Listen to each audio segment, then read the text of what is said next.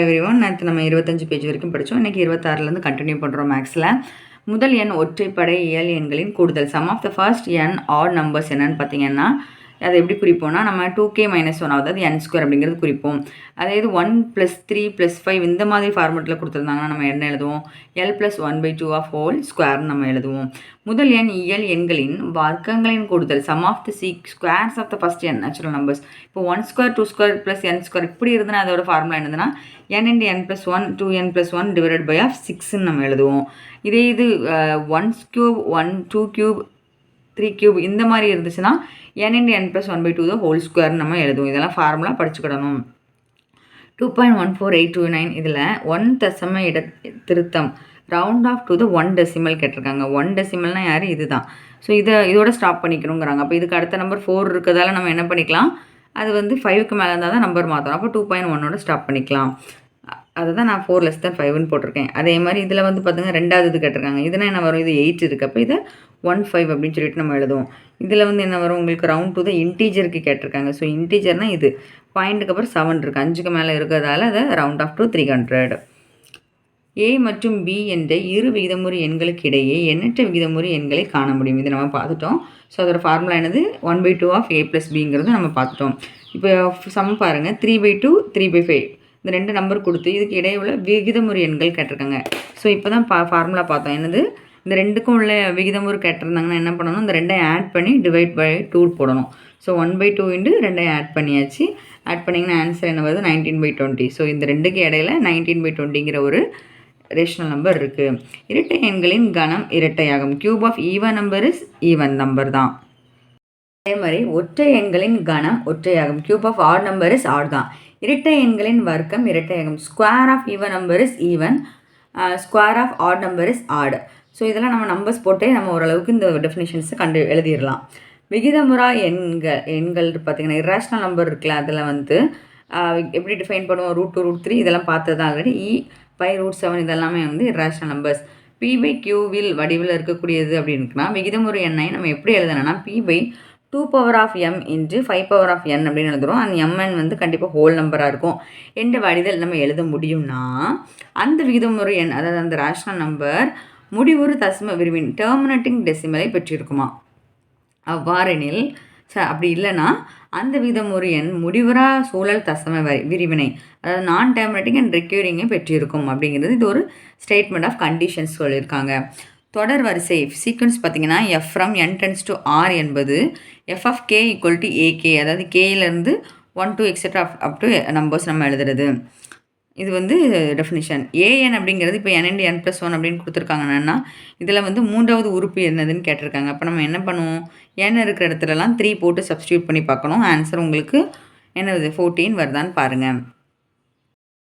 So next பார்த்திங்கன்னா 2 5 8 11 14 என்பது கூட்டுத்தொடர் AP அப்படின்னா இப்போ இது வந்து எப்படி கண்டுபிடிப்பீங்க?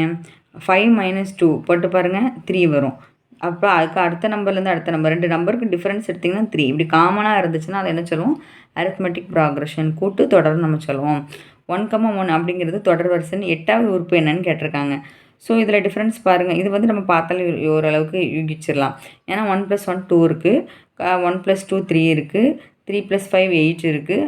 அப்படின்னா கண்டிப்பாக அடுத்தது 5 + 8 என்ன வரும்? உங்களுக்கு 13 வரும். ஸோ 8 + 13 21 தான் 8வது உறுப்பு.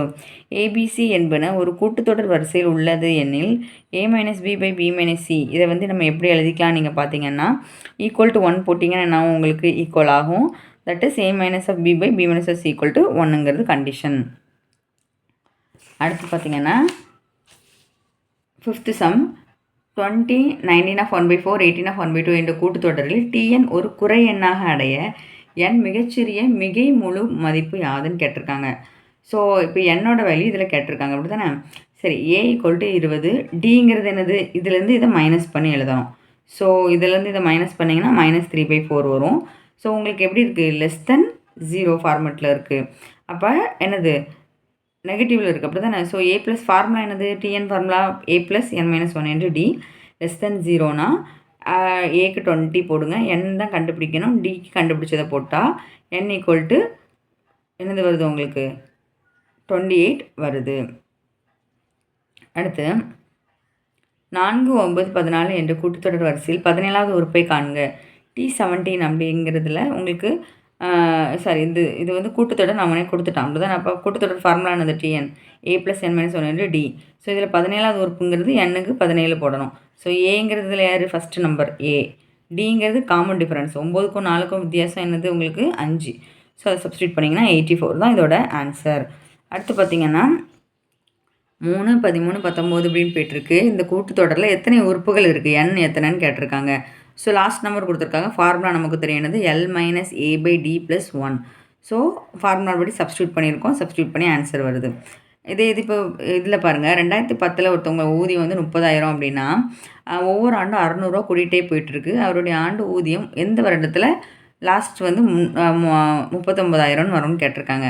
ஸோ 30, 600, 600 கூட்டிகிட்டு நான் இதை சின்ன நம்பர் ஆக்கிறதுக்காக டிவைடட் பை 100 நம்ம போட்டிருக்கோம். ஸோ போட்டோன்னா என்ன வரும்? நம்ம 300, 306 அப்படின்னு போயிட்டே இருக்குது. சரி, ஓகே. ஏங்கிறது இது, டிங்கிறது எவ்வளோ?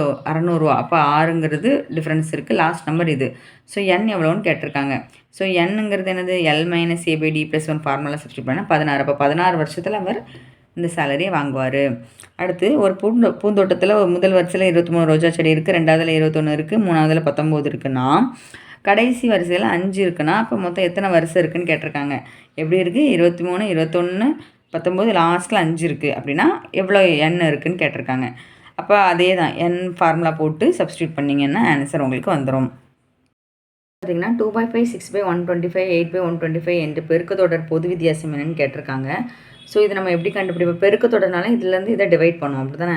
ஸோ இதை டிவைட் பண்ணிங்கன்னா உங்களுக்கு என்ன வருது? 3/2 அப்படிங்கிறது உங்களுக்கு வருது. நெக்ஸ்ட்டு ஒரு நுண்ணுயிர் பரிசோதனையில் ஒவ்வொரு மனித நேரமும் பாக்டீரியாக்களின் எண்ணிக்கை இரட்டிப்பாகிறது. பரிசோதனையின் தொடக்கத்தில் 30 பாக்டீரியாக்கள் இருக்குன்னா 14 மணி நேரத்தில் எத்தனை இருக்குன்னு கேட்டிருக்காங்க. அதாவது தொடக்கத்தில் 30 இருக்குது, 1 மணி நேரம் அதில் வந்து டபுள் ஆகுது, 2 மணி நேரத்தில் அந்த டபுள் மறுபடியும் இதாகுது. அப்போ 14வதுல என்ன இருக்கும்? இது எப்படி எழுதிக்கலாம்? டபுள் ஆகப்போ 2 ஸ்கொயர் ஆகுது. அப்போ 30 × 2^14 நம்ம எழுதிக்கலாம். ஆண்டுக்கு 10% வீதம் கூட்டுவட்டி அளிக்கும் ஒரு வங்கியில் ஒருவர் 500 வைப்பு தொகையை செலுத்துகிறார். 10 ஆண்டு முடிவில் அவருக்கு எவ்வளோ இருக்குன்னு கேட்டிருக்காங்க. ஸோ இது நம்ம formula a = p of 1 + i whole power n = formula நமக்கு தெரியும். So 500 of 1 + of 10/100 the whole power of 10க்கு சப்ஸ்டியூட் பண்ணி ஆன்சர் நம்ம கண்டுபிடிக்கணும். ABCD ஆகியன ஒரு பெருக்குத்தொடர் வரிசையில் அமைந்தால் பெருக்குத்தொடர் வரிசையில் எப்படி இருக்கும்னா அது a + b, b + c, c + d அப்படிங்கிறவும் இருக்கும்னு சொல்லிட்டு கண்டிஷன். 1² - 2² + 3² - 4² என்ற தொடர் முதல் 2n உறுப்புகள் கேட்டிருக்காங்க. ஸோ இந்த மாதிரி எழுதக்கூடியது எப்படி எழுதுறது? இது -3, -7, -11 அப் டு உங்களுக்கு 2n அதுக்கு முந்தின டேர்ம் ஆஃப் n வரும். ஸோ Sn அப்படிங்கிறது என்ன வரும்? ஃபார்முலா அப்படி உங்களுக்கு பார்த்தீங்கன்னா n/2 of 2a + n - 1 dயில் substitute பண்ணிங்கன்னா n of -1 of -2n வரும். நெக்ஸ்ட்டு 2 + 24, 21, 18, 15 அப்படிங்கிற கூட்டுத்தொடர் வரிசையில் எத்தனை உறுப்புகளை கூட்டினால் இந்த நம்பர் கிடைக்கும்னு கேட்டிருக்காங்க. ஸோ அப்போ S of n நம்ம கண்டுபிடிக்கணும். That is n/2 × 2a + n - 1 d ஃபார்முலாவில் சப்ஸ்டியூட் பண்ணால் உங்களுக்கு என்ன கிடைக்கும்? -3/5. நான் அதை ஆட் பண்ணி வரக்கூடியது சம் ஆஃப் த டேர்ம்ஸ் தான் Sn. சரியா? அப்போ என்ன வரும் உங்களுக்கு? n/2 × ஃபார்முலா சப்ஸ்டியூட் பண்ணி 351 வருதுன்னா என்னோட வேல்யூ உங்களுக்கு என்னது? நெகட்டிவாக இருக்குது. கண்டிப்பாக பாசிட்டிவ் தான். ஸோ 26 தான் இதுக்கு ஆன்சர். வகுப்படும் அனைத்து 3 இலக்க இயல் எண்களின் கூடுதல் கேட்டிருக்காங்க. 3 இலக்கம் அப்படின்னா என்ன வரும்? 100க்கு மேலே, அப்படி தானே? அப்போ 100க்கு மேலே எத்தனை நம்பர்ஸ் வரும்? 104லேருந்து ஸ்டார்ட் ஆகும். 104லேருந்து லாஸ்ட் நம்பர் 992 உங்களுக்கு முடியுது. நம்ம வந்து கெஸ் பண்ணி தான் எழுத முடியும். ஸோ இதில் வந்து பார்த்திங்கன்னா லாஸ்ட் நம்பர் தெரியுது, a தெரியுது, டிஃப்ரென்ஸ் 8ங்கிறது தெரியுது. ஸோ மொத்தம் இதில் எத்தனை நம்பர்ஸ் இருக்குது? n கண்டுபிடிக்கணும். ஸோ n கண்டுபிடிச்சிங்கன்னா மொத்தம் 112 நம்பர்ஸ் 8ஆல் வகுப்படும். ஸோ அதோட கூடுதல் கேட்டிருக்காங்க. அப்போ சம் ஆஃப் த டேர்ம்ஸ் அப்போ என்னது? Formula n/2 × a + l substitute பண்ணிங்கன்னா இதுதான் இதோட ஆன்சர். 16 - 48, 144 அண்ட் இப்படி இருக்கக்கூடிய பெருக்கு தொடரில் உள்ள முதல் 25 உறுப்புகளின் கூடுதல், அதாவது சம் ஆஃப் த டேர்ம் கேட்டிருக்காங்க. ஸோ a 16, டிஃப்ரென்ஸ் என்னது இருக்குது? இதுலேருந்து இதை டிவைட் பண்ணிங்கன்னா டிஃப்ரென்ஸ் -3 <1 இருக்குது. மொத்தம் எத்தனை? 25. n 25 இருக்குன்னு கொடுத்துருக்காங்க. ஸோ <1னா ஃபார்முலா என்னது? 1 - r power of n/1 - of r. So இதை சப்ஸ்டியூட் பண்ணிங்கன்னா உங்களுக்கு ஆன்சர் என்ன வருது? இந்த ஆன்சர் வருது. அதே மாதிரி 6 + 66 அப்படிங்கிற போயிட்டே இருக்கக்கூடிய இதில் n கூடுதல் கேட்டிருக்காங்க. இதில் என்ன பண்ணுவோம்? 6 காமனாக எடுப்போம். ஸோ 1 + 1 + அப்படி போயிட்டு இருக்கிறதால இதை நம்ம என்ன பண்ணுறோன்னா ஈஸியாக்கிறதுக்காக 9ஆல் மல்டிபிள் டிவைட் பண்ணுறோம். ஸோ கீழே டிவைட் பண்ணுறோம், இங்கே உள்ள 9ஆல் ஃபுல்லாக மல்டிபிள் பண்ணுறோம். இந்த 9 எப்படி எழுதுறாங்கன்னா 10 - 1 100 - 1 அப்படிங்கிற மாதிரி எழுதிக்கலாம். ஸோ தட் இஸ் இதை வந்து 10 10 ஸ்கொயர் 10 கியூப் அப்படின்னு போயிட்டே இருக்கும். இன்னொன்று இதில் இருக்கக்கூடிய 1 பார்த்திங்கன்னா எப்படி போகும், மைனஸ் ஃபுல்லாக காமன் எடுத்திங்கன்னா 1 + 1 + etcetera up to n terms வரைக்கும் போகும். ஸோ இதை வந்து இந்த மாதிரி ஸ்கொயர் ஆஃப் டேர்ம் நம்ம எப்படி எழுதிக்கலாம், ஃபார்முலா அப்படி 10 × r⁴n/r-1 எழுதிக்கலாம். ஸோ மைனஸ் ஆஃப் இந்த n அப்படிங்கிறது இருக்கும். ஸோ தட் இஸ் சப்ஸ்டியூட் பண்ணிங்கன்னா ஆறுங்கிறது 10⁻n/9 உங்களுக்கு டேர்ம்ஸ் வரும். இதுதான் அதோட ஆன்சர்.